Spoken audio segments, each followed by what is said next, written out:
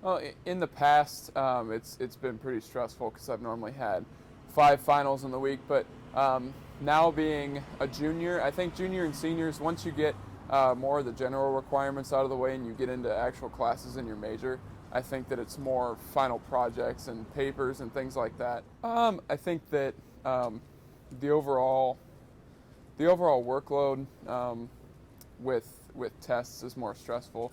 Um, I'm not the greatest studier, and I know that test taking isn't one of my strong suits. But with papers and projects and stuff like that, I normally do pretty well. So I like that I have weeks at a time to prepare what I'm going to turn in as my final, instead of cramming information that I know that I'm going to forget right when I walk into a test. And I like the final project format better, and I do think in the end it's less stressful. But I always like to play some Xbox with my friends. I know that it could be considered a distraction, but I'll study for a couple hours and then take a swing on one of the games, play a couple for maybe an hour or so, and then get back to it, and just things like that. Taking an hour break every now and then, eat, get refueled. It does get you more motivated when you go back to it later.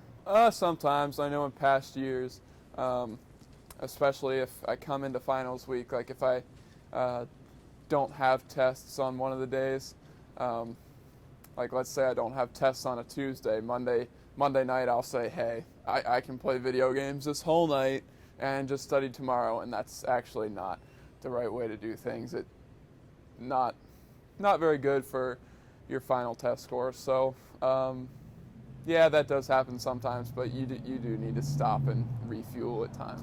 I have a lot on my plate with school work and extracurricular activities.